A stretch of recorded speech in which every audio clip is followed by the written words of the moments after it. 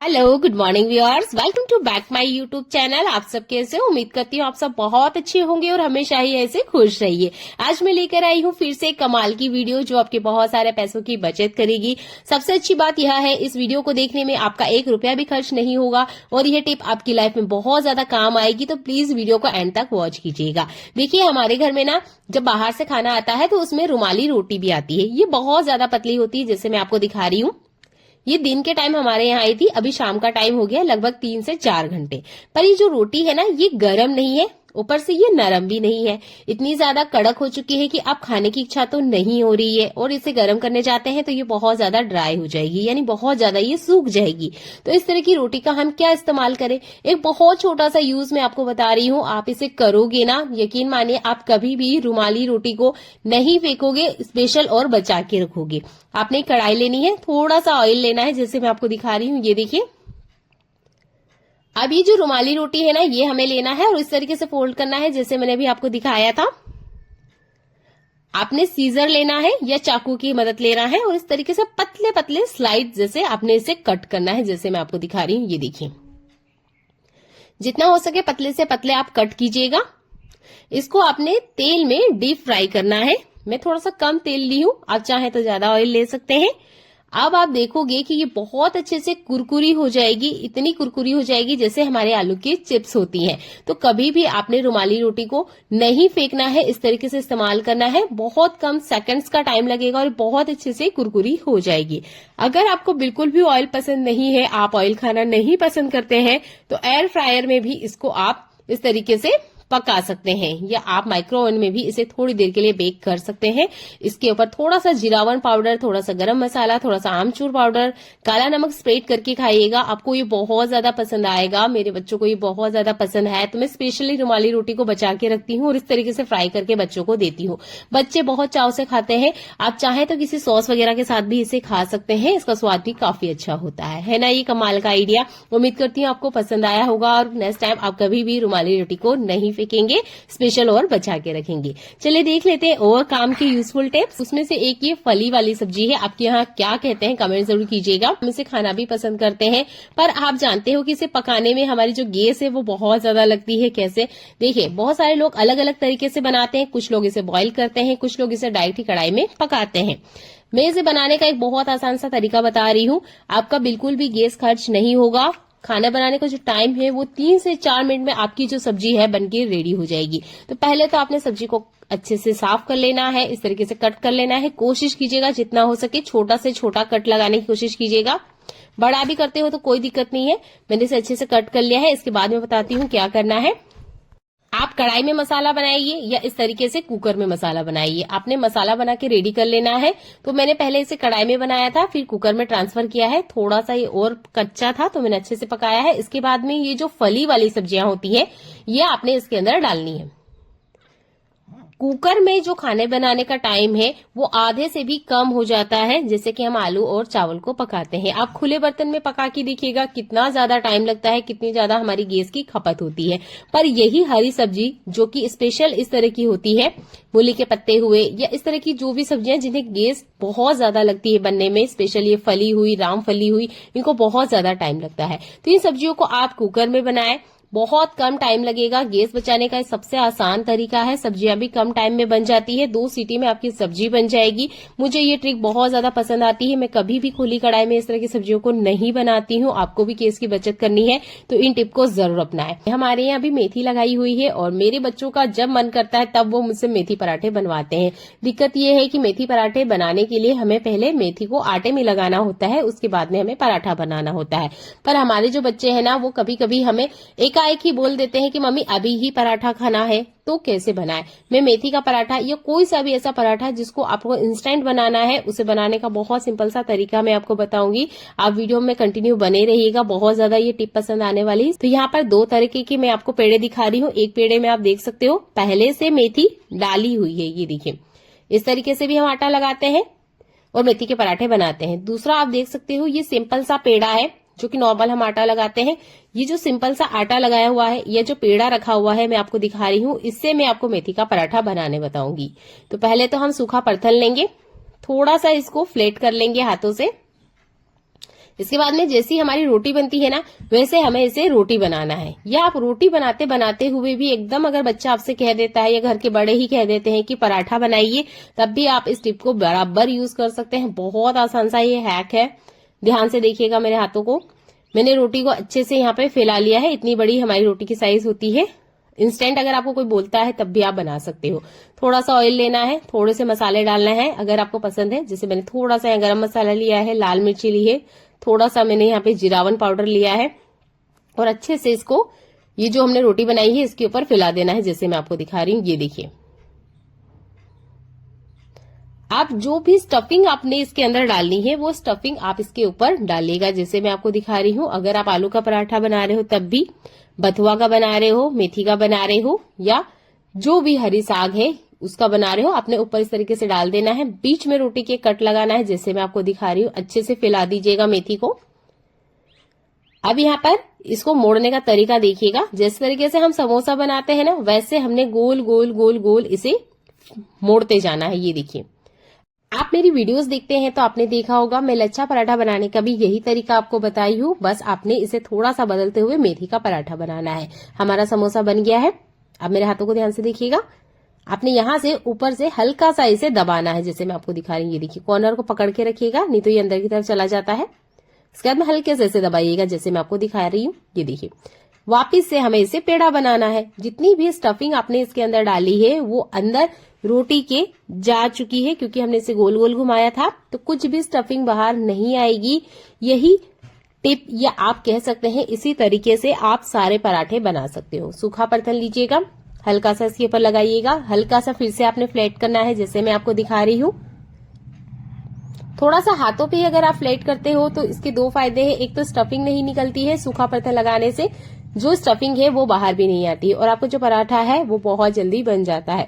आप बिगनर हैं, आपको पराठा बनाना नहीं आता है, तो यह तरीका आपको बहुत ज्यादा पसंद आएगा। अगर आपके घर में कोई ऐसा है, या आपके रिलेटिव में या आपके पहचान में, जो अभी चाहते हैं पराठा बनाना और उन्हें बनाना नहीं आता है, तो यह वीडियो उन्हें शेयर कर दीजिएगा। उनके बहुत ज्यादा ये काम आएगी, बहुत जल्दी से वो भी पराठा बनाना सीख जाएंगे। यही पराठा हम आपको पका के भी दिखा रहे हैं। ये देखिए, आप जो आटे के अंदर मेथी डाल के पराठा बनाते हो, उसमें और इसमें कोई ज्यादा फर्क नहीं होता है। वो आटा थोड़ा सा और सख्त हो जाता है, पर इस तरीके से आटा लगा के ऊपर से आप स्टफिंग डालते हो तो ये पराठा ज्यादा सुपर सॉफ्ट होता है। ये मेरा एक्सपीरियंस है। आप अपना एक्सपीरियंस मेरे साथ जरूर शेयर कीजिएगा कि आपको किस तरीके के पराठे ज्यादा सॉफ्ट लगते हैं। उम्मीद करती हूँ यह वीडियो आपको बहुत ज्यादा पसंद आया होगा। चलिए देख लेते हैं और काम की यूजफुल टिप्स। जब भी आप एल्यूमिनियम बर्तन में खाना बनाते हो, इस बात का जरूर ध्यान रखिए कि आपको एल्यूमिनियम बर्तन में खाना बनाने के बाद खाना उसके अंदर नहीं रखना है। जितना हो सके खाना बनने के बाद आपने बर्तन में से ट्रांसफर कर लेना है। सिरेमिक के बर्तन है तो वो यूज कीजिए, ग्लास के या स्टील के। एल्यूमिनियम बर्तन के अंदर आपने खाना सिर्फ बनाना है, उसके अंदर खाना नहीं रखना है। ये एक बहुत काम का टिप है, प्लीज इसे जरूर फॉलो कीजिएगा। जब भी हम किचन में सब्जी वगैरह बनाते हैं, स्पेशली जो दाल होती है, हम कितने भी अच्छे मसाले क्यों ना यूज कर ले, इसमें फ्लेवर आता ही नहीं है, या ये होटल जैसी नहीं लगती है। चलिए इसका फ्लेवर आज चेंज करते हैं। तो जब भी आप चाय वगैरह लाते हो तो आपने देखा होगा, ये कुल्हड़ वाली जो चाय होती है इसका टेस्ट बहुत अलग होता है। जबकि हम जो नॉर्मल चाय घर पे बनाते हैं ना, अगर इस कुल्हड़ में पियेंगे तो देखिए उसका स्वाद अलग होता है, और कप में पीते हैं तो अलग होता है। यानी कि इसका जो स्वाद है वो चेंज होता है इस कुल्हड़ से। तो हम इसी का यूज करेंगे दाल का स्वाद इनहेंस करने के लिए। कैसे? तो देखिए मैं एक सिंपल सा तरीका बता रही हूँ। आप चाहें तो इसे एक कप की तरह यूज कर सकते हैं, या जो हमारा पेन होता है जिसमें हम बघार वगैरह लगाते हैं उसकी तरह भी इस्तेमाल कर सकते हैं। तो मैंने तो इसको बहुत अच्छे से गर्म कर लिया है। इसको लेके चलते हैं दाल की तरफ। बस दाल में इसे छोड़ दीजिएगा। आप चाहे तो यहाँ हल्का सा घी का इस्तेमाल कर सकते हैं और इसे अच्छे से कवर कर दीजिएगा, जैसे कि मैंने आपको दिखाया है। अब इसका जो स्वाद होगा वो बिल्कुल होटल जैसा होगा। चाहे तो आप यहाँ पर राई जीरे का तड़का भी लगा सकते हैं, एक थोड़ी सी खड़ी हरी मिर्ची भी आप डाल दीजिएगा। स्वाद इतना ज्यादा बढ़ जाएगा कि आप होटल का जो दाल है उसको ये फेल करेगा। अब इसको क्लीन कैसे करना है, इस बात का जरूर ध्यान रखिए। देखिए जब भी हम दिए या इस तरह के कुल्हड़ का यूज करते हैं तो कोशिश कीजिएगा आपको इसे डिटर्जेंट से या बर्तन लिक्विड से क्लीन नहीं करना है। हल्का गर्म पानी लेना है और बस नॉर्मल इसे धो लेना है। कभी भी आप इसमें बर्तन लिक्विड मत यूज कीजिएगा। देखिए इसका स्वाद भी खराब होता है, और जो भी हम केमिकल यूज करते हैं बर्तन क्लीन करने के लिए, वो कुल्हड़ बहुत अच्छे से या दिया बहुत अच्छे से ऑब्जर्व करता है। तो नेक्स्ट टाइम इस बात का जरूर ध्यान रखें। ऐसा ही कमाल का यूजफुल टिप देखिए, साबुन का जब हम यूज करते हैं तो यूज करते करते ये कुछ इस तरीके से छोटे टुकड़े में हो जाता है। तो यहाँ पर 2 जो साबुन दिखाए, अभी तो इनका साइज बड़ा है तो अभी हम इसका इस्तेमाल कर सकते हैं, पर कुछ साबुन देखिए इस तरीके से छोटे छोटे टुकड़े में होते जाते हैं। ज्यादातर घरों में इसका इस्तेमाल नहीं किया जाता है, या तो डस्टबिन में फेंक दिया जाता है या फिर ये ऐसे ही पड़े पड़े खराब हो जाते हैं। चलिए इसका आज हम यूज करेंगे, जिसे देखने के बाद आप कभी भी छोटे से छोटे टुकड़े को नहीं फेंकेंगे। आपको लेना है एक बेकार जुराब। ये जो जुराब आप देख सकते हैं खराब हो चुका है, या आपके घर में कोई मिसिंग जुराब रखा हुआ है, या पुराने जुराब जिनकी इलास्टिक वगैरह खराब हो चुकी है, उसका इस्तेमाल कर सकते हैं। ये जो टुकड़े हैं आपने इसके अंदर डाल देना है, जैसे मैं आपको दिखा रही हूं। अब यहां पर लेनी है आपने एक चूड़ी, कोई सी भी चूड़ी ले लीजिएगा, बस कांच की चूड़ी नहीं होना चाहिए। अब इसके अंदर एक चूड़ी डालिए और इस तरीके से नोट लगा दीजिए, जैसे मैं आपको दिखा रही हूं। ये हैंग करने में आसानी होगी। अगर आप इस तरीके से चूड़ी लगाते हैं तो आपका ही फायदा होगा, नहीं तो ये पोटली जो साबुन की हमने बना के रेडी की है, अगर साइड में सिंक वगैरह में या आप वॉश बेसिन में कहीं रख दोगे तो देखिए इससे भी दाग पड़ते हैं साबुन के। तो कोशिश कीजिएगा एक चूड़ी का इस्तेमाल करें। इसके बाद में आप कील वगैरह पे या इस तरीके से नल पे हैंग कर सकते हैं, जैसे मैं आपको दिखा रही हूँ। थोड़ा सा ही पानी डालेंगे और देखिए बहुत अच्छे से ये झाग बनाएगा, आपका हाथ बहुत अच्छे से क्लीन हो जाएगा। स्पेशल हम किचन में एक अलग से हैंड वॉश रखते हैं, वो रखने की जो झंझट है वो खत्म हो जाएगी। थोड़ा ही सही पर हमारे पैसों की बचत होगी और इसमें दाग बिल्कुल नहीं पड़ते हैं। इस तरीके से बस आप हैंग कर दीजिएगा, जितना एक्स्ट्रा पानी है वो भी निकल जाता है। तो ये चूड़ी साबुन वाला टिप भी बहुत ज्यादा काम आएगा। ऐसा ही कमाल का यूजफुल टिप मेरा पपीता से जुड़ा हुआ है। हमारे गार्डन में काफी सारी पपीता है। आप जो ये पपीता देख रहे हो ये थोड़ा सा कच्चा है, थोड़ा सा पक्का है। जब आप मार्केट से पपीता लाते हो ध्यान दीजिएगा और कोशिश कीजिएगा थोड़ा सा कच्चा पपीता लेकर आए, ताकि एक दिन आप रख भी दो तो पपीता खराब ना हो। पूरा पका हुआ पपीता लाओगे तो आपको उसी टाइम से कट करके खाना होगा, नहीं तो वो अगले दिन खराब हो जाता है। तो कोशिश कीजिएगा थोड़ा सा कच्चा पपीता लाए। आज के टाइम में हर घर में न्यूज़पेपर नहीं यूज किया जाता है, क्योंकि हर घर में टेक्नोलॉजी इतनी ज्यादा विकसित हो चुकी है कि हर किसी के पास मोबाइल है, टीवी है, न्यूज़पेपर यूज बहुत कम में आते हैं। तो आप ना एल्यूमिनियम फॉइल पेपर का यूज कर सकते हैं इसको कवर करने के लिए। न्यूज़पेपर आता है तब तो बहुत बढ़िया बात है, अगर न्यूज़पेपर नहीं आता है तो आप एल्यूमिनियम फॉइल पेपर का इस्तेमाल करें और इसे कवर कर दिए।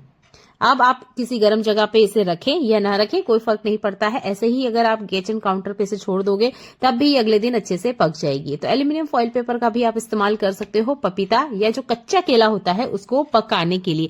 मैंने इसे करके देखा है, ये ट्रिक 100% काम करती है। आप बेझिझक इसे अपना सकते हो और घर बैठे कोई फ्रूट वगैरह है जो कि कच्चा आ चुका है गलती से घर पे, तो उसे आप पका सकते हो। मुझे ये टिप सबसे ज्यादा पसंद आता है, प्लीज आप इसे अपनी लाइफ में जरूर अपनाएं। हरे साग को काटने की एक दिक्कत होती है कि इसे हम कट कैसे करें। ये टिप बिगनर के लिए बहुत ज्यादा काम आने वाली है, क्योंकि बिगनर को काफी ज्यादा दिक्कत होती है हरी साग को काटने में। तो ऊपर वाला हिस्सा मैं कट कर देती हूँ, ये जड़ वाला हिस्सा है इसे मैं हटा रही हूँ। अब इसे काटने के लिए आप एक तरीका अपना सकते हो जो कि बहुत सिंपल है। अगर आपके पास रबड़ है मिठाई के डिब्बे वाले तो आप उनका इस्तेमाल कीजिएगा। ये जो आप मेथी देख रहे हो मैंने अपने किचन गार्डन से ही कट की है, तो मेरे पास कोई रबड़ नहीं था इसलिए मैंने यहाँ पे धागे का इस्तेमाल किया है। धागे को जब आप कट करोगे तो देखिए उससे सेहत को कोई नुकसान नहीं होगा, पर अगर आप रबड़ गलती से कट कर दोगे हरी साग के बीच में तो वो हमारी सेहत को नुकसान करता है। कोशिश कीजिएगा आप धागे का इस्तेमाल करें और इस तरीके से बंडल बनाइएगा, जैसे मैं आपको दिखा रही हूँ। तो एक नीचे की तरफ मैं यहाँ पे धागा लगा रही हूँ। हम लोगों ने भी जब किचन में काम स्टार्ट किया था तो हमें ये टिप नहीं पता थे, जिसकी वजह से हमें काफी ज्यादा दिक्कत होती ही, हम चॉपिंग से बचते थे। पर आज के टाइम पे देखिए टेक्नोलॉजी बहुत आगे है, हर किसी के पास मोबाइल है। आप जब इस तरीके से सीख जाओगे तो आपको ही आसानी होगी, आपको किसी की हेल्प नहीं लेनी पड़ेगी और आप चॉपिंग से बिल्कुल नहीं बचोगे, आप खुशी खुशी ये काम करोगे। तो एक नॉट या एक धागा मैंने नीचे की तरफ लगाया है, दूसरा धागे का एक छोटा सा टुकड़ा और मैं ले रही हूँ, इसे हम ऊपर की तरफ लगाएंगे, जैसे कि मैं आपको दिखा रही हूँ। ये देखिए इस तरीके से आपने 2-3 धागे जैसे आपको लगता है या जिस तरह की आपकी साग है उसके ऊपर आप लगा दीजिएगा। इसके बाद में आप चॉपिंग करना स्टार्ट कीजिए, आपको चॉपिंग करने में बहुत ज्यादा आसानी होगी। अगर कोई फली वाली सब्जी है तो आप उसको भी इस तरीके से कट कर सकते हो। पालक है, मेथी है, बथुआ है, इन्हें काटने में काफी ज्यादा दिक्कत होती है, जिससे हम काफी ज्यादा परेशान हो जाते हैं। यह टिप स्पेशल बिगनर के लिए है। तो जैसे कि मैंने इसे बंद करके आपको दिखाया है, अब आप यहाँ से कट करना स्टार्ट कीजिएगा। आपकी जो हरी साग है वो बहुत आसानी से कट जाएगी। मुझे ये टिप सबसे आसान लगी है। यहाँ पे ना हमें कोई बोतल कट करनी है, कुछ भी तामझाम नहीं करना है, बस सिंपल जो धागा है उसका यूज करना है। रबड़ का यूज आप तभी करें जब आप इस चीज में एक्सपर्ट हो जाए, क्योंकि रबड़ गलती से अगर कट गया तो वो हरी साग में कहाँ कट के टुकड़े हो जाएगा पता नहीं चलता है। पर अगर धागा है गलती से कट भी जाता है तो ये हमारी सेहत को नुकसान नहीं करता है। इस तरीके से आप देख सकते हैं, बहुत आसानी से मैंने आपको हरी साग काट के बताई है। उम्मीद करती हूँ यह टिप आपको पसंद आई होगी। चलिए देख लेते हैं और कमाल के यूजफुल टिप्स। हमारे घर किचन में बहुत सारा ऐसा कचरा होता है जो कि सूखा निकलता है। उसमें से मैं कुछ कचरा आपको दिखा रही हूँ। ये है वेफर्स के प्लास्टिक बैग और ये है पानी की बोतल। ये एक ऐसा कचरा है जो कि डेली ही शायद हमारे घर से निकलता होगा और हम ऐसे ही इसे डस्टबिन में फेंक देते हैं। तो देखिए, फेंकना तो है हमें, पर फेंकने का तरीका अगर आप थोड़ा सा बदल दोगे तो आप यकीन नहीं मानोगे कि आप कितना बड़ा योगदान कर रहे हो नेचर को बचाने के लिए।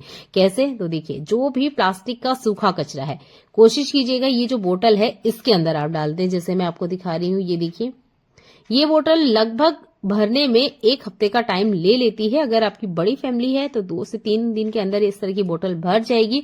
पर यकीन मानिए, इस तरह की बोतल को अगर आप फेंक रहे हो तो ये रीयूज होती है, पर जो प्लास्टिक के वेफर आपने देखे हैं वो रीयूज नहीं होते हैं। इनको रीयूज करना है तो आप इस टिप को जरूर अपनाएं।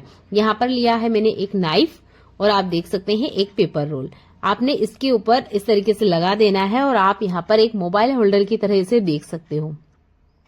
इस तरह के पेपर रोल का आप ऐसे भी इस्तेमाल कर सकते हो। आप अगर नाइफ का इस्तेमाल नहीं करना चाहते हैं यहाँ, तो आप पेन वगैरह का भी इस्तेमाल कर सकते हो। मैं हिला के दिखा रही हूँ, बिल्कुल भी ये नहीं हिलता है। जब भी हम सब्जी वगैरह बनाते हैं, कोशिश कीजिएगा कि ये जो स्पून है इसे रखने के लिए एक ट्रे या एक खाली प्लेट का इस्तेमाल करें। देखने में ये छोटा सा टिप लग रहा होगा, पर जब हम किचन में काम करते हैं तो यही काम हमारे कब बड़े बन जाते हैं हमें पता तक नहीं चलता है, क्योंकि क्लीनिंग तो हमें ही करनी है। तो कोशिश कीजिएगा एक छोटी सी ट्रे या एक छोटी सी प्लेट हमेशा चम्मच रखने के लिए इस्तेमाल करें। चलिए मिलते हैं अगली ऐसी यूजफुल वीडियो में जो आपके घर और किचन के काम को आसान बनाए। तब तक अपना ध्यान रखिएगा। देखने के लिए आपका बहुत सारा धन्यवाद।